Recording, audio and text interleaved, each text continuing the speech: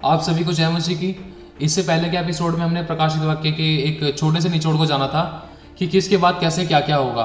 तो हाँ, आज हम जानेंगे कि प्रकाशित वाक्य के पहले और दूसरे और तीसरे अध्याय में हमें क्या जानकारी मिलती है। तो हम कुछ बड़ी और मोटी मोटी बातें सीखेंगे जिससे कि आपको भविष्य में प्रकाशित वाक्य से संबंधित सीखने और समझने में कोई परेशानी ना हो।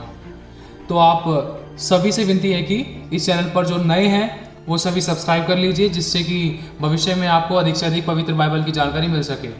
तो अब हम वचन में चलते हैं। तो हम सबसे पहले जानेंगे कि पूरे प्रकाशित वाक्य में शुरुआत से लेकर अंत तक प्रभु यीशु मसीह का परिचय कितनी बार और कैसे कैसे कहाँ कहाँ दिया गया है। तो पहले हम प्रभु यीशु मसीह के परिचय को जानेंगे जो प्रभु यीशु मसीह ने हमें और अपनी सभी कलीसियाओं को दिया है। जैसा कि लिखा है प्रकाशित वाक्य पहला अध्याय और पहली आयत में, यीशु मसीह का प्रकाशित वाक्य जो उसे परमेश्वर ने इसीलिए दिया कि अपने दासों को वे बातें जिनका शीघ्र होना अवश्य है दिखाए, और उसने अपने स्वर्गदूतों को भेजकर उसके द्वारा अपने दास यूहन्ना को बताया। और भी वचन पढ़ेंगे जैसे कि लिखा है प्रकाशित वाक्य पहला अध्याय और 5वीं आयत, और यीशु मसीह की ओर से जो विश्वास योग्य और साक्षी और मरे हुओं में से जी उठने वालों में पहलोठा और पृथ्वी के राजाओं का हाकिम है, तुम्हें अनुग्रह और शांति मिलती रहे। जो हमसे प्रेम रखता है और जिसने अपने लहू के द्वारा हमें पापों से छुड़ाया है। और प्रकाशित वाक्य पहला अध्याय 8वीं आयत में लिखा है कि प्रभु परमेश्वर वह जो है और जो था और जो आने वाला है, जो सर्वशक्तिमान है, यह कहता है कि मैं ही अल्फा और ओमेगा हूँ। और लिखा है प्रकाशित वाक्य का पहला अध्याय 13वीं आयत में, देखो जो पांवों तक का वस्त्र पहने हुए और छाती पर सुनहला पटुका बांधे हुए था। और लिखा है प्रकाशित वाक्य का पहला अध्याय 18वीं आयत में, मैं मर गया था और अब देख मैं युगानुयुग जीवित हूँ, और मृत्यु और अधोलोक की कुंजियां मेरे ही पास है। और लिखा है प्रकाशित वाक्य दूसरा अध्याय पहली आयत में, इफिसुस की कलीसिया के दूत को यह लिख कि जो सातों तारे अपने दाहिने हाथ में लिए हुए हैं और सोने की सातों दीवटों के बीच में फिरता है, वह यह कहता है। और आगे पढ़ेंगे प्रकाशित वाक्य दूसरा अध्याय 18वीं आयत में, और थुआतीरा की कलीसिया के दूत को यह लिख कि परमेश्वर का पुत्र जिसकी आंखें आग की ज्वाला की नाई और जिसके पांव उत्तम पीतल के समान है, यह कहता है। और अब हम आगे और पढ़ेंगे प्रकाशित वाक्य दूसरा अध्याय 23वां वचन, और मैं उसके बच्चों को मार डालूंगा और तब सब कलीसिया जान लेगी कि हृदय और मन के परखने वाला मैं ही हूँ, और मैं तुम में से हर एक को उसके कामों के अनुसार बदला दूंगा। और आगे और भी वचन है जैसा कि लिखा है प्रकाशित वाक्य तीसरा अध्याय 7वां वचन, और फिलदिल्फिया की कलीसिया के दूत को यह लिख कि जो पवित्र और सत्य है और जो दाऊद की कुंजी रखता है, जिसके खोले हुए को कोई बंद नहीं कर सकता और जिसके बंद किए हुए को कोई खोल नहीं सकता, वह यह कहता है। और आगे लिखा है प्रकाशित वाक्य तीसरा अध्याय पहला वचन, और सरदीस की कलीसिया के दूत को यह लिख जिसके पास परमेश्वर की 7 आत्माएं और 7 तारे हैं, यह कहता है कि मैं तेरे कामों को जानता हूँ कि तू जीवित तो कहलाता है पर है मरा हुआ। और वचन कहता है प्रकाशित वाक्य तीसरा अध्याय 14 वचन, और लौदीकिया के कलीसिया के दूत को यह लिख कि जो आमीन और विश्वास योग्य और सच्चा गवाह है और परमेश्वर की सृष्टि का मूल कारण है, वह यह कहता है। और लिखा है प्रकाशित वाक्य 17 अध्याय 14 वचन, ये मेमने से लड़ेंगे और मेमना उन पर जय पाएगा, क्योंकि वह प्रभुओं का प्रभु और राजाओं का राजा है, और जो बुलाए हुए और चुने हुए और विश्वासी उसके साथ हैं वे भी जय पाएंगे। और वचन कहता है प्रकाशित वाक्य 19वां अध्याय 13वां वचन, और वह लहू से छिड़का हुआ वस्त्र पहने हैं और उसका नाम परमेश्वर का वचन है। और भी वचन है जिसमें प्रभु यीशु मसीह सातों कलीसियाओं को और हर एक मसीह व्यक्ति के जीवन को जो मसीह की देह है और हमारे साथ हर एक विश्वासी को भी प्रभु यीशु मसीह अपना परिचय दे रहे हैं, ताकि हम मन फिराएं और वापस लौट आएं, क्योंकि समय निकट है।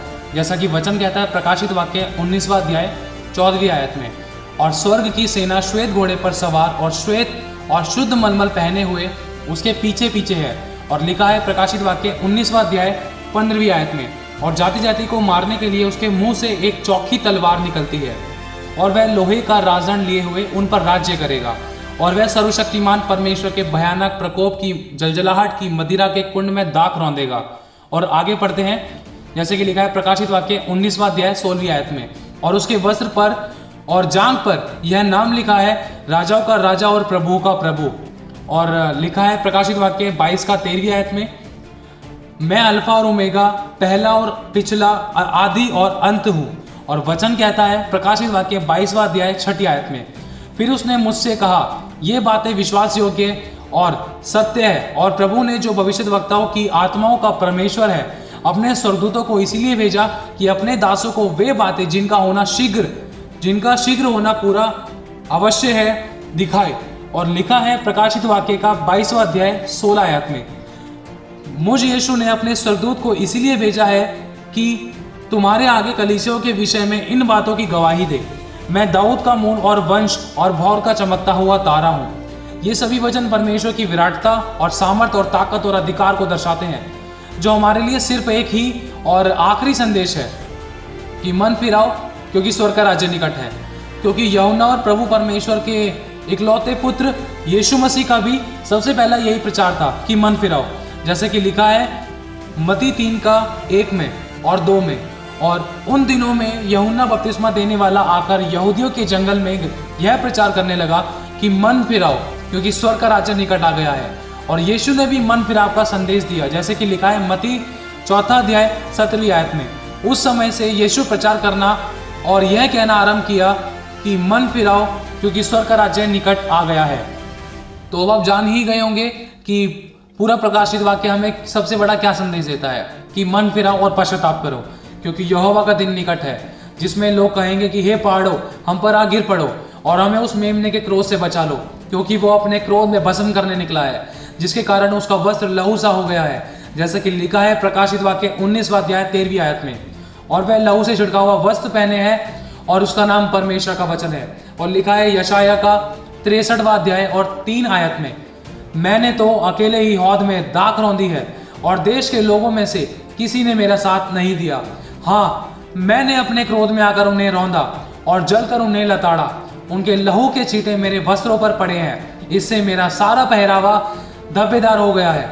तो अब हम जानेंगे उन 7 कलीसियाओं के बारे में। और हाँ, एक और बात बताना चाहूंगा कि परमेश्वर का वचन 2 धारी तलवार है, जो सुनने और सुनाने वाले को आर पर छेद देता है। मतलब परमेश्वर का वचन अपनी कलीसियाओं से व्यक्तिगत रूप में, जैसे आप और मैं और अकेले व्यक्ति से अलग अलग तरीके से बात करता है। तो ये जो 7 कलीसियां हैं, ये आप और मैं हैं। और तो परमेश्वर का वचन प्रकाशित वाक्य के द्वारा आपसे और मुझसे व्यक्तिगत रूप में बात कर रहा है। आप और मैं परमेश्वर की 7 कलीसियाएं हैं, जिसमें हमारे चाल चलन के विषय में और हमारी अच्छाई और बुराई और कमियों और नुकसान और फायदों के बारे में बताया जाता है, जो हमारे चुनाव पर निर्भर करता है। तो अब हम आगे जानेंगे। तो सबसे पहले परमेश्वर हर एक कलीसिया को अपने अलग अलग परिचय देते हैं, और जैसा कि आप अभी जान ही चुके होंगे। और फिर हर एक कलीसियाओं की सच्चाई और खराई और पवित्रता और विश्वास योग्यता को सामने लेकर आते हैं। और उसके बाद परमेश्वर कलीसियाओं में पाए जाने वाले दोषों को खोज निकालते हैं। और फिर उसके बाद जिन कलीसियाओं में दोष है उन्हें मन फिराव की चेतावनी देते हैं। और फिर उसके बाद यदि वे दोषी कलीसियाएं मन फिराती हैं तो उसके क्या क्या लाभ हैं और क्या प्रतिफल मिलेगा, और यदि मन नहीं फिराती तो उसके क्या क्या नुकसान उठाने पड़ेंगे और क्या दंड होगा। और अब हम जानेंगे वो 7 दूत और 7 दीवट कौन है। तो हम वचन से जानेंगे, जैसा कि लिखा है प्रकाशित वाक्य 1 अध्याय और उसकी 20वीं आयत में, अर्थात उन 7 तारों का भेद जिन्हें तूने मेरे दाहिने हाथ में देखा था, और उन 7 सोने की दीवटों का भेद, वे 7 तारे 7 कलीसियाओं के दूत हैं, और वे 7 दीवट 7 कलीसियाएं हैं, जिसमें कि 7 कलीसियाओं के पास एक एक दूत परमेश्वर ने भेजा हुआ है, और वो 7 कलीसियाओं के नाम हैं, जैसा कि लिखा है प्रकाशित वाक्य 1:11 में कि जो कुछ तू देखता है उसे पुस्तक में लिख ले और 7 कलीसियाओं के पास भेज दे।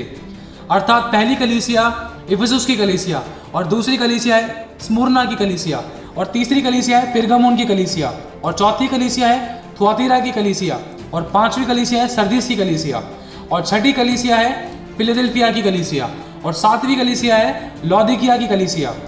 और जैसा कि देखा जाए 6 नंबर की फिलदेल्फिया की कलीसिया को छोड़कर हर एक कलीसियाओं में कुछ ना कुछ दोष पाया गया है, और उन सभी कलीसिया को चेतावनियां और चुनाव भी दिए गए हैं। और 6 नंबर की फिलदेल्फिया की कलीसिया में यीशु ने कहा है कि जैसा कि लिखा है प्रकाशित वाक्य 3 अध्याय 8 से लेकर 10 तक, मैं तेरे कामों को जानता हूँ, देख मैंने तेरे सामने एक द्वार खोल रखा है जिसको कोई बंद नहीं कर सकता, कि तेरी सामर्थ थोड़ी सी है और तूने मेरे वचन का पालन किया है और मेरे नाम का इनकार नहीं किया। देख मैं शैतान के उन सवालों को तेरे वश में कर दूंगा, और जो यहूदी बन बैठे हैं पर है नहीं वरन झूठ बोलते हैं, देख मैं ऐसा करूंगा कि वे आकर तेरे चरणों में दंडवत करेंगे और यह जान लेंगे कि मैं तुझसे प्रेम रखता हूँ। तूने मेरे धीरज के वचन को थामा है, इसीलिए मैं भी तुझे परीक्षा की उस समय बचाए रखूंगा जो पृथ्वी के रहने वालों के परखने के लिए सारे संसार पर आने वाला है।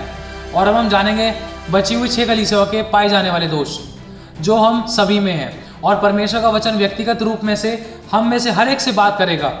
कहीं हमारे जीवन में ये सभी दोष तो नहीं पाए जाते? यदि ऐसा है तो वचन कहता है मन फिरा और पहले के समान होकर काम कर, नहीं तो मैं तेरे दीवट को हटा दूंगा और संसार पर आने वाली विपत्तियां तुझ पर भी आ पड़ेंगी, जैसे कि लिखा है प्रकाशित वाक्य 2:5 में।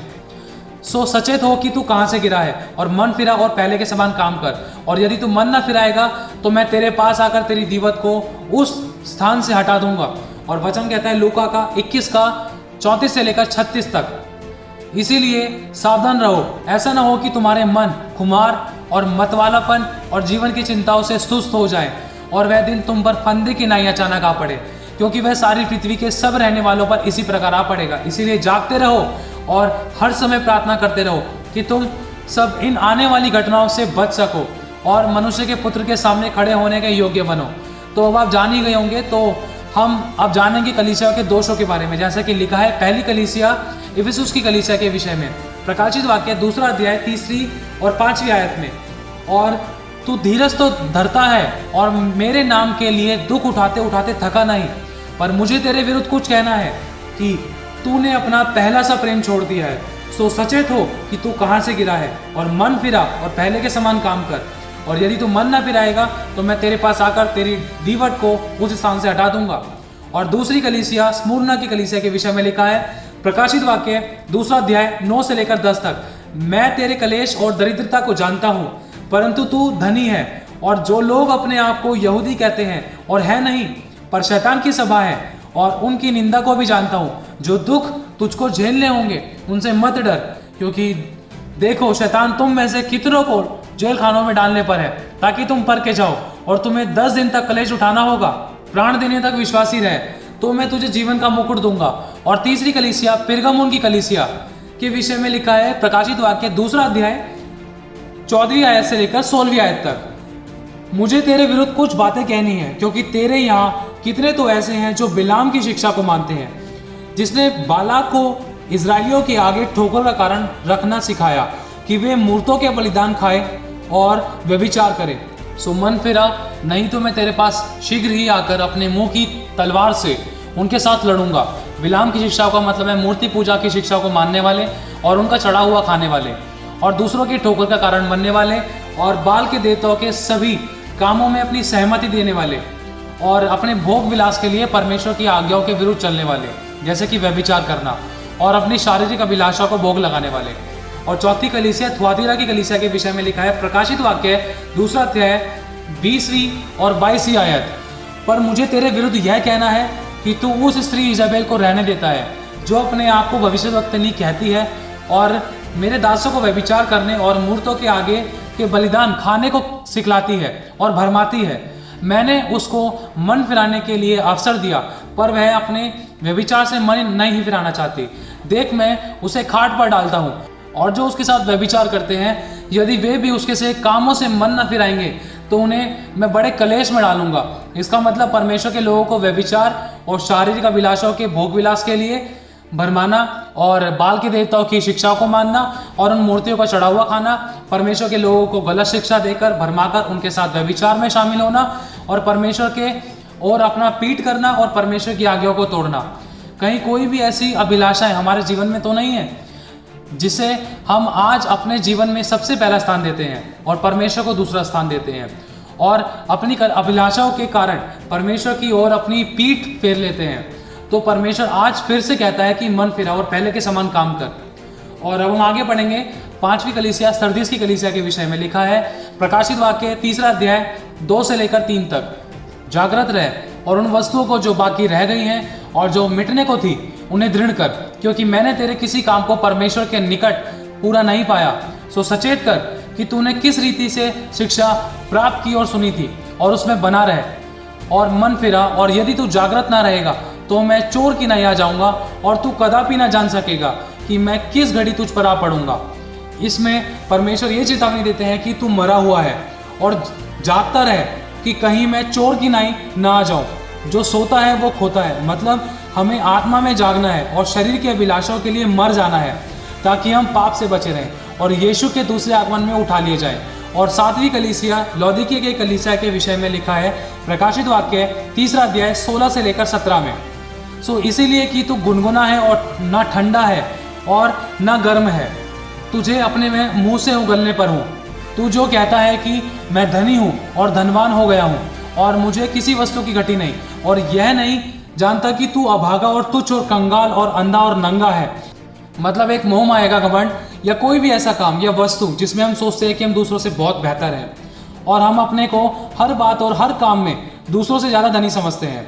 तो अब आप जान ही गए होंगे कि कलीसियाओं में पाए जाने वाले दोष, जैसा कि लिखा है पहली कलीसिया इफिसुस की कलीसिया से कहता था प्रभु कि तूने पहला सा प्रेम छोड़ दिया है, और दूसरी स्मुरना की कलीसिया से प्रभु कहते हैं कि तू धनी है, और तीसरी पिरगमुन की कलीसिया से प्रभु कहते हैं कि तुझमें मूर्ति पूजा और विलाम की शिक्षा मानने वाले हैं, और चौथी थुआतीरा की कलीसिया से प्रभु कहते हैं कि तुझमें व्यभिचार और मूर्तियों का चढ़ाया हुआ खाना खाते हैं और शैतान की शिक्षा को मानते हैं।